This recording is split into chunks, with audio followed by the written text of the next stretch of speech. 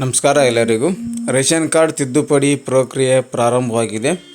ಇವತ್ತಿನಿಂದ ಈ ಒಂದು ರೇಷನ್ ಕಾರ್ಡ್ ತಿದ್ದುಪಡಿ ಮತ್ತೊಮ್ಮೆ ಪ್ರಾರಂಭ ಮಾಡಿದ್ದಾರೆ. ಸುಮಾರು 2 ತಿಂಗಳಿಂದ ಈ ಒಂದು ರೇಷನ್ ಕಾರ್ಡ್ ತಿದ್ದುಪಡಿ ಸ್ಥಗಿತವಾಗಿತ್ತು. ಇವಾಗ ಮತ್ತೆ ಇದನ್ನು ಪ್ರಾರಂಭ ಮಾಡಿದ್ದಾರೆ. ಈ ಒಂದು ವಿಡಿಯೋದಲ್ಲಿ ಯಾವೊಂದು ದಿನಾಂಕದವರೆಗೆ ಈ ಒಂದು ತಿದ್ದುಪಡಿ ಅವಕಾಶ ಕೊಟ್ಟಿದ್ದಾರೆ ಮತ್ತು ಟೈಮಿಂಗ್ ಏನು ಮತ್ತು ಏನೆಲ್ಲ ಡಾಕ್ಯುಮೆಂಟ್ ಬೇಕಾಗಿದೆ ತಿದ್ದುಪಡಿಗೆ ಅಂತ ಈ ವಿಡಿಯೋದಲ್ಲಿ ನಿಮಗೆ ತಿಳಿಸ್ಕೊಡ್ತಾ ಹೋಗ್ತೀನಿ. ವಿಡಿಯೋನ ಪೂರ್ತಿಯಾಗಿ ಸ್ಕಿಪ್ ಮಾಡಿದೆ ನೋಡಿ. ಸ್ನೇಹಿತರೆ, ನಿಮಗೆ ಲೈವ್ ಪ್ರೂಫ್ ಆಗಿ ತೋರಿಸ್ತೀನಿ. ತಿದ್ದುಪಡಿ ಪ್ರಕ್ರಿಯೆ ಪ್ರಾರಂಭ ಆಗಿರೋ ಬಗ್ಗೆ ಲೈವ್ ಆಗಿ ನಿಮಗೆ ತೋರಿಸ್ಕೊಡ್ತೇನೆ. ನಿಮಗೆ ನೋಡ್ತಾ ಇದ್ದೀರಾ, ಈ ಒಂದು ರೇಷನ್ ಕಾರ್ಡ್ ತಿದ್ದುಪಡಿ ಪ್ರಕ್ರಿಯೆ ದಿನಾಂಕಗಳನ್ನು ಕೊಟ್ಟಿದ್ದಾರೆ. 8/5/2026 ಅಂತ ಕೊಟ್ಟಿದ್ದಾರೆ. ಅಂದರೆ ಇವತ್ತು ತಾರೀಕು 8/5/2026ರಿಂದ 31/3/2027ರವರೆಗೆ ಈ ಒಂದು ಅವಕಾಶವನ್ನು ಕೊಟ್ಟಿದ್ದಾರೆ. ಸುಮಾರು 10 ತಿಂಗಳ ಕಾಲಾವಕಾಶವನ್ನು ಈ ಒಂದು ತಿದ್ದುಪಡಿಗೆ ಕೊಟ್ಟಿದ್ದಾರೆ ಅಂತ ಹೇಳ್ಬೋದು. ಮುಂದಿನ ವರ್ಷ ಮಾರ್ಚ್ ಎಂಡ್ವರೆಗೂ ನೀವು ಈ ಒಂದು ರೇಷನ್ ಕಾರ್ಡು ತಿದ್ದುಪಡಿ ಮಾಡೋಕ್ಕೆ ಅವಕಾಶ ಇದೆ. ಬೆಳಗ್ಗೆ 10 ಗಂಟೆಯಿಂದ 5 ಗಂಟೆವರೆಗೆ ಮಾತ್ರ ಅವಕಾಶವನ್ನು ಕೊಟ್ಟಿದ್ದಾರೆ.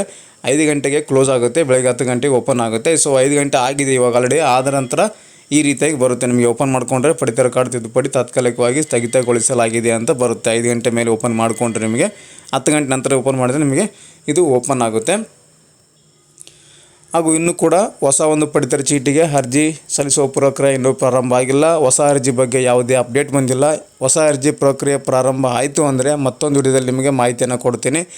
ನಾರ್ಮಲ್ ಆಗಿ ಸಿಟಿಜನ್ ಎಲ್ಲರೂ ಹಾಕುವಂಥ ಅರ್ಜಿ ಪ್ರಾರಂಭ ಆದರೆ ಅದಕ್ಕೆ ತಿಳಿಸ್ಕೊಡ್ತೀನಿ. ಮತ್ತು ವೈದ್ಯಕೀಯ ವೆಚ್ಚಗೋಸ್ಕರ ಏನಾದರೂ ಪ್ರಾರಂಭ ಆಗಿದ್ದರೆ ಅದು ಕೂಡ ನಿಮಗೆ ಈ ಒಂದು ಅಪ್ಡೇಟ್ ಬಂದರೆ ತಿಳಿಸ್ಕೊಡ್ತೀನಿ. ಸದ್ಯಕ್ಕೆ ಮಾತ್ರ ಇವತ್ತಿನಿಂದ ತಿದ್ದುಪಡಿ ಪ್ರಕ್ರಿಯೆ ಮಾತ್ರ ಪ್ರಾರಂಭ ಮಾಡಿದ್ದಾರೆ. ಮತ್ತು ಸದಸ್ಯರನ್ನು ಸೇರಿಸಬೇಕಂದ್ರೆ ಬೇಕಾಗುವಂಥ ಡಾಕ್ಯುಮೆಂಟು ಸದಸ್ಯರ ಒಂದು ಆಧಾರ್ ಕಾರ್ಡ್ ಬೇಕಾಗುತ್ತೆ. 6 ವರ್ಷದ ಮಕ್ಕಳು ಒಳಗಿದ್ದರೆ ಅವರ ಒಂದು ಆಧಾರ್ ಕಾರ್ಡು, ಬರ್ತ್ ಸರ್ಟಿಫಿಕೇಟ್ ಬೇಕಾಗುತ್ತೆ. ಮತ್ತು 6 ವರ್ಷಕ್ಕಿಂತ ಮೇಲ್ಪಟ್ಟಾಗಿದ್ದರೆ ಅವರ ಜಾತಿ ಆದಾಯ ಪ್ರಮಾಣಪತ್ರ ಬೇಕಾಗುತ್ತೆ.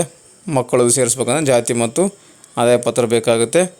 ದೊಡ್ಡ ವಯಸ್ಸಿನವ್ರದ್ದು ಸೇರಿಸ್ಬೇಕಂದ್ರೆ ಅವರ ಒಂದು ಆಧಾರ್ ಕಾರ್ಡ್ ಬೇಕಾಗುತ್ತೆ ಮತ್ತು ಕ್ಯಾಸ್ಟ್ ಸರ್ಟಿಫಿಕೇಟ್ ಕೂಡ ಬೇಕಾಗುತ್ತೆ. ಕಂಪಲ್ಸರಿ ಬಯೋಮೆಟ್ರಿಕ್ ತಮ್ಮ ಮುಖಾಂತರ ಈ ಒಂದು ಸೇರ್ಪಡೆ ಮಾಡೋದಕ್ಕೆ ಅವಕಾಶವನ್ನು ಕೊಟ್ಟಿದ್ದಾರೆ. ಯಾವುದೇ ರೀತಿ OTPಗೆ ಅವಕಾಶ ಕೊಟ್ಟಿಲ್ಲ.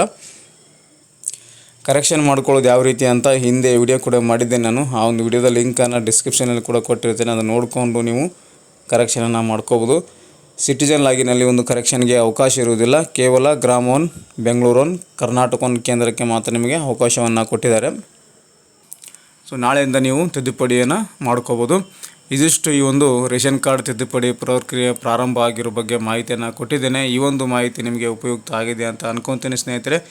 ಇದರ ರಿಲೇಟೆಡ್ ಆಗಿ ಏನಾದರೂ ಹೆಚ್ಚಿನ ಮಾಹಿತಿ ಬೇಕು ಅಂದರೆ ಕ್ವಶನ್ ಏನಾದರೂ ಕೇಳೋದಿದ್ದರೆ ಕಮೆಂಟ್ ಮಾಡಿ. ಕಮೆಂಟಲ್ಲಿ ನಿಮಗೆ ಉತ್ತರವನ್ನು ಕೊಡ್ತೀನಿ ಅಂತ ಹೇಳ್ತಾ ನೆಕ್ಸ್ಟ್ ಮತ್ತೊಂದು ವಿಡಿಯೋದಲ್ಲಿ ನಿಮ್ಮನ್ನು ಭೇಟಿ ಆಗ್ತೀನಿ. ಅಲ್ಲಿವರೆಗೂ ನಮ್ಮ ವೀಡಿಯೋಸನ್ನು ನೋಡ್ತಾ ಇರಿ, ಸಪೋರ್ಟ್ ಮಾಡಿ ಅಂತ ಹೇಳ್ತಾ ಥ್ಯಾಂಕ್ಸ್ ಫಾರ್ ದ ವಾಚಿಂಗ್.